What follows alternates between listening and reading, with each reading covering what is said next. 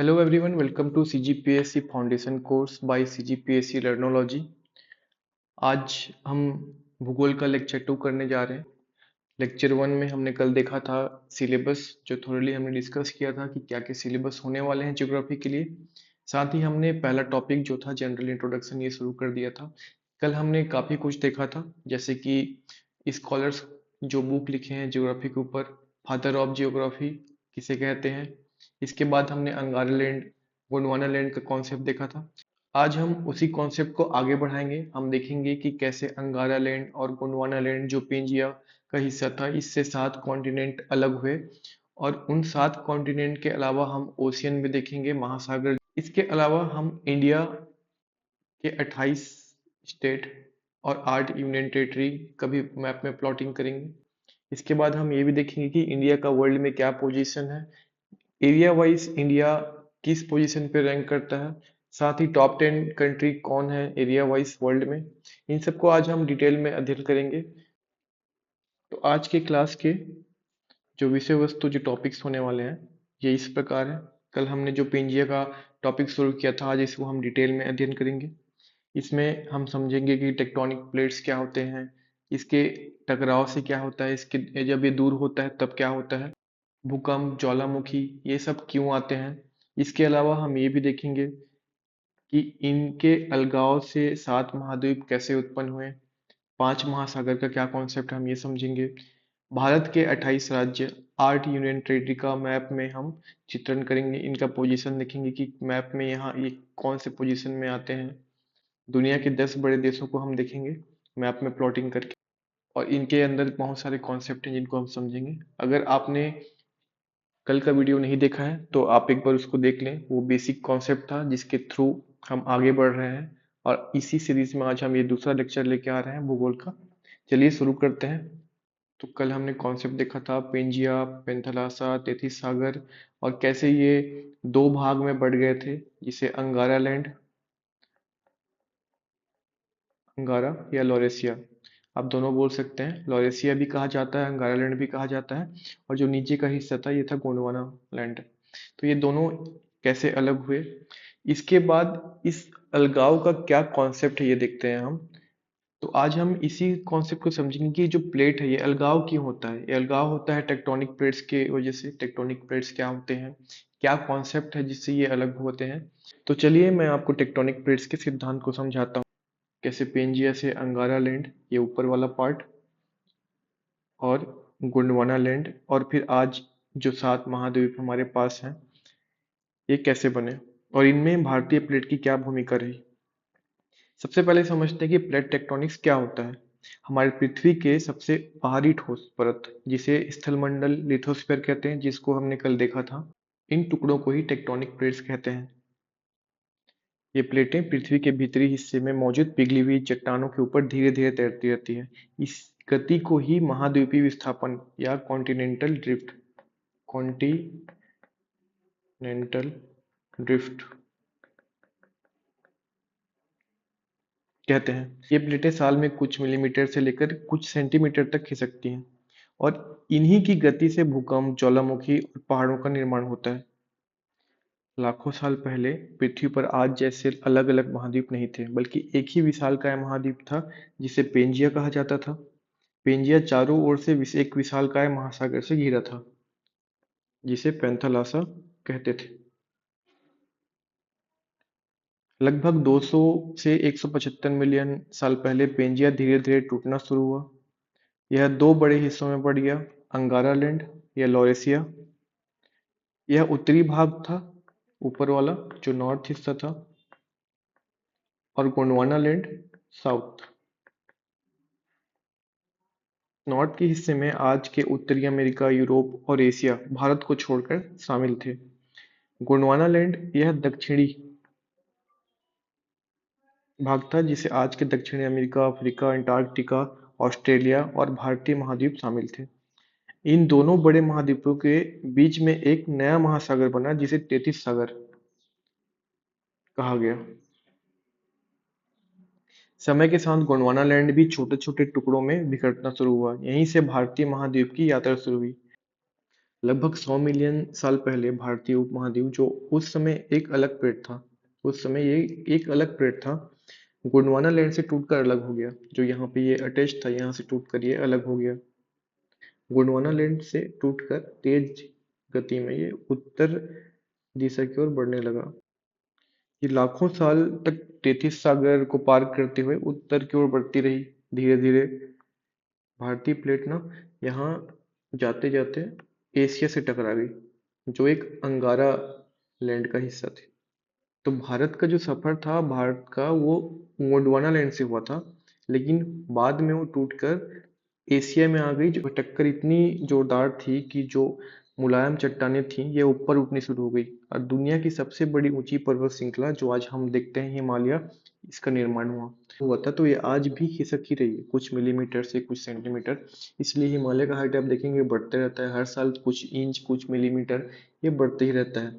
तो ये जो प्रक्रिया है ना, पेंजिया से दो भाग में बट के लॉरेशिया, गोंडवाना, और यहाँ से फिर हम देखते हैं, और यहाँ से हम देखते हैं जो इंडिया का प्लेट यहाँ से, भारतीय प्लेट यहाँ से टूटकर एशिया का भाग बन गया। इसके बाद निर्माण होता है 7 कॉन्टिनेंट का, जो आज हम अलग अलग देखते हैं। ये पहले एक थे, यहाँ से इसका सफर शुरू हुआ था। तो ये जो नोट्स हैं, हम इससे एक बार रिवीजन कर लेते हैं। ये वही कॉन्सेप्ट जो मैंने आपको अभी बताया है। प्लेट टेक्टोनिक्स पृथ्वी के स्थलमंडल लिथोस्फीयर की गति और विवर्तनिक प्लेट के रूप में इसके विभाजन का सिद्धांत है। ये प्लेटें पृथ्वी के मेंटल के ऊपर तैरती है, और उनकी गति के कारण भूकंप, ज्वालामुखी, पर्वत निर्माण और महाद्वीप का विस्थापन होता है। ठीक है। जैसे कि हमने देखा, इंडिया का जो भारतीय प्लेट था, ये यहाँ से निकलकर एशिया में आता है। तो यहाँ हिमालय का निर्माण होता है, तो पर्वत निर्माण, इसी कारण यहाँ पे होता है भूकंप। तो ये दोनों चीजें आपको क्लियर हुई। और महाद्वीप का स्थापन तो हमने देख ही लिया कि कैसे एक पेंजिया से 7 कॉन्टिनेंट, 7 महाद्वीप हमें मिले हैं। आगे बढ़ते हैं। प्लेट टेक्टोनिक्स एक वैज्ञानिक सिद्धांत है जो बताता है कि पृथ्वी की सतह कई बड़ी और छोटी प्लेटों से बनी है, जो मेंटल के ऊपर तैरती है। ये प्लेट लगातार गतिमान है, और उनकी गति के कारण विभिन्न भूवैज्ञानिक घटनाएं होती हैं। पर्वत निर्माण कैसे होता है, मैंने आपको बता दिया है, एक बार फिर देख लेते हैं। जब दो प्लेटें टकराती हैं, तो वे एक दूसरे के ऊपर उड़ सकती हैं, जिससे पहाड़ों का निर्माण होता है। चलिए देख लेते हैं। ये रहा जो कॉन्सेप्ट मैं अभी आपको बता रहा था, मेंटल के ऊपर जो प्लेटें तैरती हैं, वो यही प्लेटें हैं। ये एक दूसरे से टकराती हैं, या दूसरे के ऊपर चली जाती हैं, या दूर चली जाती हैं। इसी से पूरा कॉन्सेप्ट बनता है ये वाला। तो प्लेट का मूवमेंट भी देख लेते हैं ना, ट्रांसफॉर्म कैसे होता है। तो ये जो प्लेट है ये यहाँ जा रही है, ये जो प्लेट है यहाँ जा रही है, तो ये होता है ट्रांसफॉर्म। फिर डाइवर्जेंट में देखते हैं कि एक दूसरे से दूर जाती है, बीच में ज्वालामुखी का निर्माण ऐसे ही होता है। आगे कन्वर्जेंट में देखेंगे, ये जो पार्ट है, ये जो प्लेट है, ये अंदर घुस रहा है, और ये जो प्लेट है इसके ऊपर जा रहा है। इसी से पर्वत निर्माण होता है, इसी से पर्वत का निर्माण होता है। हिमालय का कॉन्सेप्ट यही है। ये जो पिक्चर आप देख रहे हैं, ये डिफरेंट डिफरेंट प्लेट्स हैं जो एक दूसरे के ऊपर टकराती ही हैं या दूर जाती हैं। कन्वर्जेंट होता है, डाइवर्जेंट होता है। जो भी घटनाएं घटती हैं, वो इसी के कारण होती हैं कि प्लेटें हमेशा मूवमेंट करती रहती हैं। इस मूवमेंट का कुछ न कुछ रिजल्ट आते रहता है, जो भूकंप होता है, ज्वालामुखी होता है, या तो पर्वत का निर्माण होता है। कॉन्टिनेंटल ड्रिफ्ट ऑफ प्लेट्स तो हमने पहले ही पढ़ लिया था, लेकिन फिर भी मैं आपको एक बार रिवाइज करवा देता हूँ। तो 225 मिलियन साल पहले पेंजिया था, ये अकेला एक भूभाग था। धीरे से 150 मिलियन साल पहले के बाद ये दो भाग में बढ़ जाता है, लॉरेशिया और गोंडवाना।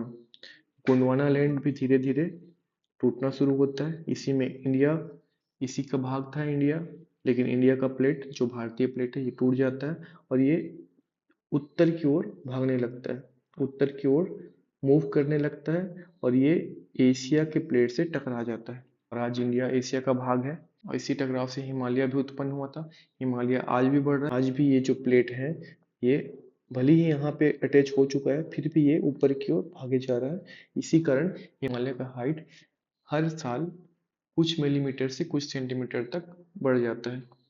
ये वर्ल्ड मैप है, जिसमें हम अलग अलग देख सकते हैं हर कॉन्टिनेंट को। ये south America, north America, Africa, Europe, Asia और ऑस्ट्रेलिया। यहाँ नो मैन कॉलोनी है अंटार्कटिका। अंटार्कटिका में कोई भी मानव बसाहट नहीं है। हालांकि यहाँ अभी कुछ रिसर्च वर्क चलते रहते हैं। जो 10-12 देश हैं, इनका एक संधि है। ये जो क्वेश्चन है ये जनरली पूछा जाता है कि arrange the continent from largest to smallest area wise. महाद्वीपों को उसके क्षेत्र के अनुसार, मतलब उसके साइज के अनुसार बड़े से छोटे में अंकित करें। तो हमारे पास 7 कॉन्टिनेंट है। सबसे बड़ा कॉन्टिनेंट जो है वो है एशिया कॉन्टिनेंट, जिसका मैप ये रहा। इसी में हमारा इंडिया है, ये रूस, ये चाइना। तो सबसे बड़ा महाद्वीप अगर पूछे तो एशिया है। दूसरे नंबर पे अफ्रीका।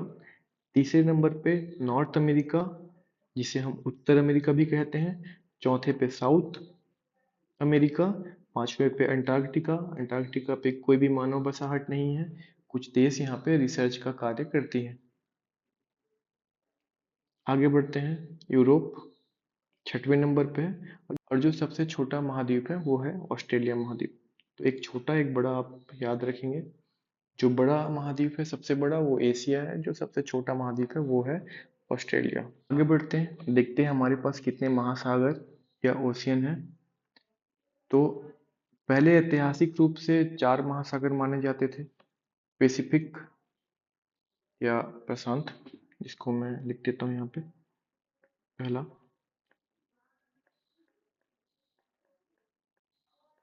प्रशांत महासागर।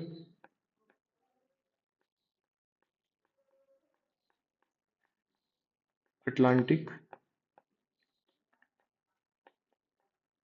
हिंद, और जो चौथा था वो था आर्कटिक।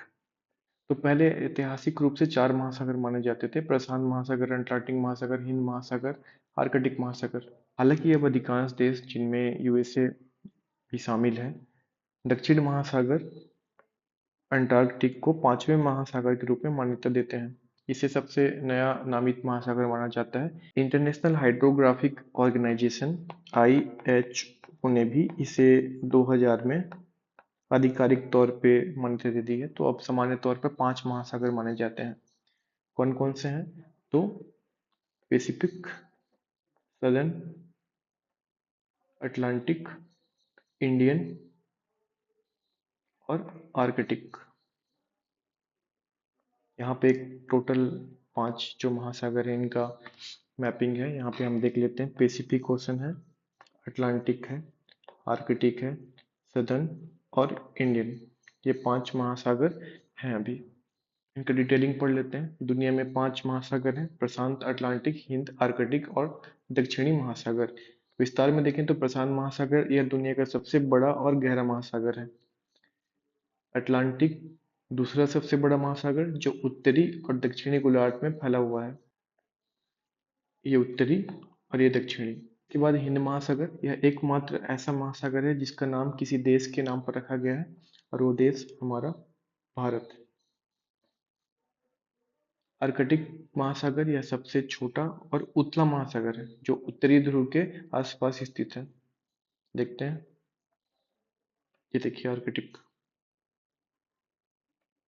इसके बाद जो लेटेस्ट है वो है सदर्न ओशन। दक्षिणी महासागर जो लेटेस्ट है, यह अंटार्कटिका के चारों ओर फैला हुआ है और इसे अंटार्कटिक महासागर भी कहा जाता है। तो इसे अंटार्कटिक या दक्षिणी महासागर दोनों कह सकते हैं। ठीक है, आगे बढ़ते हैं। एरिया वाइज अब देख लेते हैं दुनिया में जो टॉप 7 कंट्री है और हमारा इंडिया उसमें किस रैंक पे आता है, ये भी देख लेते हैं। सबसे बड़ा जो देश है वो है रूस एरिया वाइज, फिर कनाडा, चीन, अमेरिका, ब्राजील, ऑस्ट्रेलिया और फिर 7वें नंबर पे आता है हमारा भारत। तो ये क्वेश्चन कई बार पूछा जाता है कि वर्ल्ड में क्षेत्र के अनुसार हमारा भारत देश किस रैंक में आता है। तो ये 7वां नंबर का है। इसके बाद अर्जेंटीना, कजाकिस्तान और अल्जीरिया आते हैं। हमको यहाँ तक देखना है, इम्पोर्टेंट जो इंडिया का रैंक है ये देखना है। सबसे बड़ा देश रूस, Canada, China, United state, Brazil, Australia, फिर इंडिया। इसका एक ट्रिक है जो आप देख सकते हैं। इसका ट्रिक बता देता हूँ मैं आपको। इसका ट्रिक है रुक चीन अब आ भारत। इसमें जो रुक है इसमें रसिया और कनाडा आते हैं, चीन का चाइना, अब में जो पहला अक्षर है अ वो अमेरिका का है, जो दूसरा ब है वो ब्राज़ील का है, इसके बाद जो आ है ये है ऑस्ट्रेलिया, इसके बाद भारत। तो ट्रिक के माध्यम से आप इसको याद कर सकते हैं। रुक चीन अब आ Bharat. Russia Canada China America Brazil Australia और इंडिया। इसके बाद दो एक फैक्चुअल क्वेश्चन है जिसको हम देख लेते हैं। मानव की उत्पत्ति किस महाद्वीप से हुई है? तो इसका आंसर है अफ्रीका। अफ्रीका महाद्वीप से ही मानव की उत्पत्ति हुई है।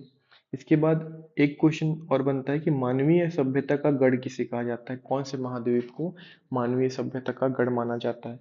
तो ये है एशिया। एशिया इसलिए क्योंकि हमने यहाँ पे कई सभ्यता को फलते फूलते देखा है जो यहाँ से बिलोंग करती हैं, सुमेरियन और द्रविडियन, ये दोनों यहीं से थे, एशिया से। इसीलिए मानवीय सभ्यता का गढ़ माना जाता है एशिया को। ठीक है, अब हम देख लेते हैं इंडिया के बारे में कुछ जनरल इंफॉर्मेशन, सामान्य परिचय। तो प्रेजेंटली मतलब वर्तमान में हमारे पास कितने राज्य हैं? तो 28 स्टेट हैं और 8 यूनियन टेरिटरी हैं। लेटेस्ट की बात करें तो जो 29वां राज्य है वह है तेलंगाना, जो 2 जून 2014 को बना था। 31 अक्टूबर 2019 जम्मू कश्मीर से राज्य का दर्जा खत्म किया गया, इसे यूनियन टेरिटरी बना दिया गया। तो यूनियन टेरिटरी बना जम्मू कश्मीर, इसमें दो भाग में डिवाइड हो गया, एक जम्मू कश्मीर और एक लद्दाख। तो 31 अक्टूबर का डेट याद रखना है, 31 अक्टूबर 2019। 31 अक्टूबर 2019 के दिन जम्मू कश्मीर से राज्य का दर्जा खत्म हुआ, इसे यूनियन टेरिटरी बना दिया गया और ये दो पार्ट में डिवाइड हो गया, पहला जम्मू एंड कश्मीर, दूसरा लद्दाख। इसके बाद 26 जनवरी 2020 दादर नागर हवेली और दमन दीव को मर्ज करके एक कर दिया गया। तो अभी जो ये दोनों अलग अलग थे, दादर नगर हवेली और दमन दीव, दो अलग अलग यूनियन टेरिटरी थे, इनको एक कर दिया गया है। तो अब हम देखते हैं 8 यूनियन टेरिटरी को। इसके बाद हम 28 जो स्टेट हैं इनको प्लॉट करेंगे मैप में। तो पहले 8 यूनियन टेरिटरी को देख लेते हैं। देखिए जो 8 यूटी हैं उनमें पहला लद्दाख, दूसरा जम्मू कश्मीर, तीसरा चंडीगढ़, चौथा दिल्ली, पांचवा दमन दीव एंड दादर नगर हवेली, छठवां लक्षद्वीप, सातवां अंडमान निकोबार और आठवां जो है वो पुडुचेरी है। तो ये हमारे पास हो गए टोटल 8 यूनियन टेरिटरी, जिनमें दमन दीव और दादर नगर हवेली को मर्ज कर दिया गया और उसके बाद ये जो जम्मू कश्मीर एक स्टेट था इसको दो पार्ट में डिवाइड कर दिया गया और यूटी बना दिया गया। तो अभी हमारे पास टोटल 8 है। एक बार और रिवाइज करते हैं, ऊपर से हम आएंगे। सबसे पहले जम्मू कश्मीर और लद्दाख 1 2, तीसरा चंडीगढ़ और दिल्ली जो आसपास हैं। इसके बाद हम देखेंगे दमन दीव दादर नगर हवेली, इनको मर्ज किया गया, एक कर दिया गया। इसके बाद लक्षद्वीप, अंडमान निकोबार और पुडुचेरी। ठीक है, ये हो गए हमारे 8 यूटी। तो अब हम भारत के 28 जो राज्य हैं इनको मैप में प्लॉट करेंगे। इसका एक टेक्निक है जिसको आप फॉलो करेंगे। हम ऊपर से लेके नीचे तक आएंगे, हम यहाँ से शुरू करेंगे और नीचे आते हुए वापस घूमकर यहाँ जाएंगे। इसके बाद हम बीच का करेंगे। तो ये टेक्निक आप करेंगे तो भूलेंगे नहीं कि कौन सा स्टेट कहाँ है। सबसे पहले ये जो पार्ट है ये लद्दाख का है, ये जम्मू एंड कश्मीर। इसके बाद लद्दाख के जस्ट नीचे हम देखेंगे ये हिमाचल प्रदेश है। हिमाचल के लेफ्ट साइड में पंजाब, हिमाचल के नीचे उत्तराखंड।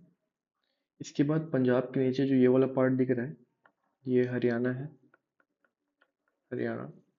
हरियाणा और पंजाब के बीच में यहाँ चंडीगढ़ मिल जाएगा और ये जो पार्ट है ये दिल्ली है।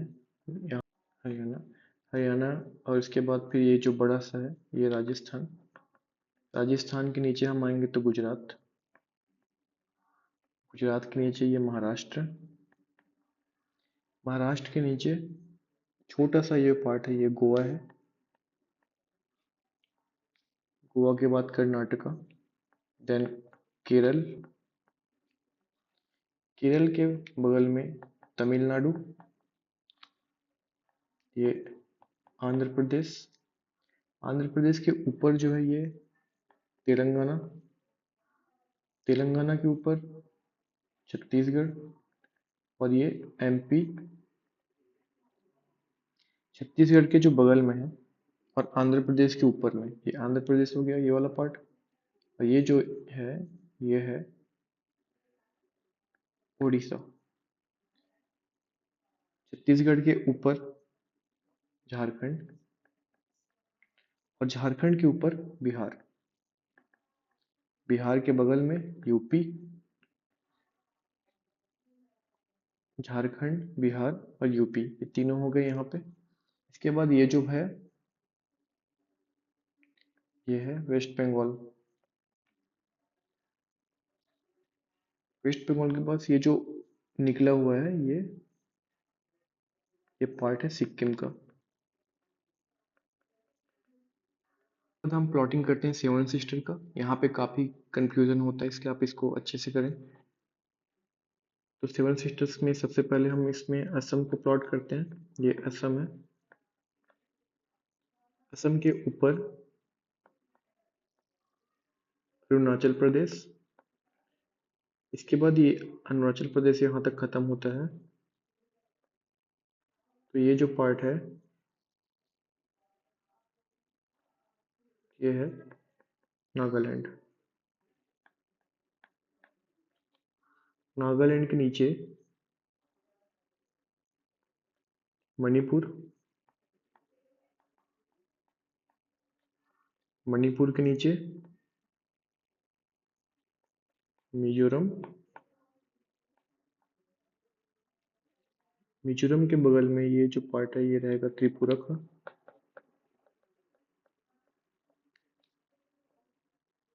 त्रिपुरा के बाद ये जो पार्ट है ये है मेघालय।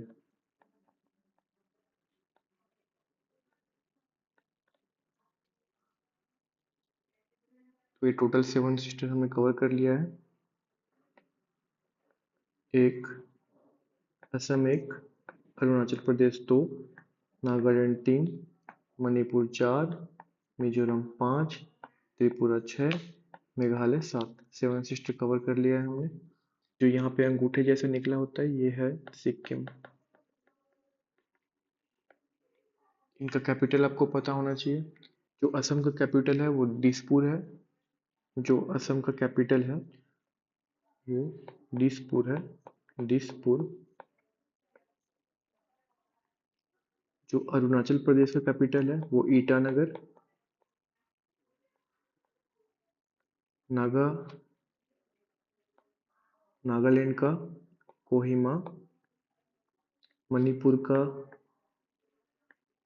इम्फाल। मिजोरम का ऐजवाल। त्रिपुरा का अगरतला, और मेघालय का शिलोंग। कल से हम एक एक स्टेट का डिटेलिंग करेंगे। काफ़ी इंटरेस्टिंग होने वाला है क्लास। चैनल को सब्सक्राइब कर दें और साथ में नोट्स बनाते रहें। अगर आप चैनल को फॉलो कर रहे हैं, क्लास को फॉलो कर रहे हैं तो नोट्स बनाते रहिए, क्योंकि आगे काफ़ी डिटेलिंग में क्लास आने वाली है। ठीक है, थैंक यू। कल मिलते हैं तीसरे लेक्चर में।